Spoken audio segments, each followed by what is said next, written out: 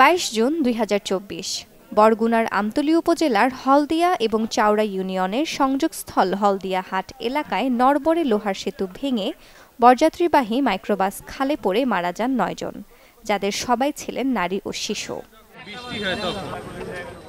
এরপর কেটে গেছে 6 মাস। সেতুটি নতুন নির্মাণ না হওয়ায় চরম ভোগান্তিতে পড়েন দুপারের লক্ষাধিক মানুষ। পরে পুল তৈরির উদ্যোগ নেন এলাকাবাসী। 1 মাসের চেষ্টায় 300 ফুট দৈর্ঘ্য এবং 6 ফুট প্রস্থ কাঠের পুল তৈরি করেন, যার গাছ, কাঠ, টাকা সবকিছুই দিয়েছেন নিজেরাই। ব্রেকফাস্ট, টিফিন কিংবা স্ন্যাক টাইমে মজাদার আয়োজন মানে অল টাইম ব্রেড। এলাকার তরুণ সমাজরা স্বেচ্ছাশ্রম দিয়ে, গাছ দিয়ে এবং নিজেরা গায়ে খেটে এই ব্রিজটি আজকে নির্মিত করেছে।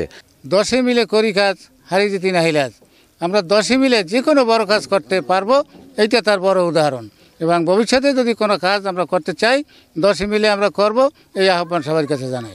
সকলের সহযোগিতায় এই ব্রিজটি নির্মিত হয়েছে। আলহামদুলিল্লাহ ভালোই লেগেছে এবং জনগণ সবাই সাহায্য সহযোগিতা করেছে এবং পাশেও থেকেছে।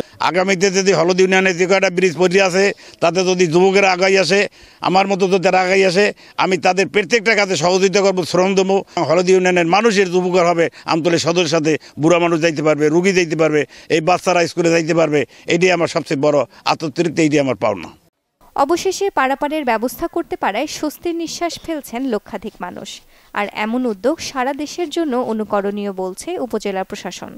যে ব্রিজটা হবে শুধু গ্রামের মানুষ তারা নিজের টাকায় করবে, আবার চলবেও ফ্রিতে। তো ওনারা রাজি হয়েছেন যে না, আমরা কোনো কালেকশন করবো না, কোনো চাঁদাবাজি এখানে হবে না, আমরা এলাকার মানুষের উপকারের জন্য করতে চাই। তো আসলে যে মানুষের উদ্যোগে কত বড় কাজ করে ফেলে যায়, আমরা কিন্তু উপজেলা প্রশাসনের পক্ষ থেকে ওনাদেরকে সাপোর্ট দিচ্ছি। কিন্তু বুঝতেইছেন যে হয়তো এতটুকু সাপোর্ট আমরা দিতে পারতাম না, যেটা এলাকাবাসী করতে পেরেছে। তো এটা খুবই প্রশাসনীয় উদ্যোগ এবং আমি মনে করি এইসব উদ্যোগ অনুকরণ করা দরকার সারা দেশে সব তরুণ প্রজন্মকে এবং এলাকাবাসীকে। পুলটি তৈরি করতে খরচ হয়েছে প্রায় 11 লাখ টাকা। Desk report, channel 24।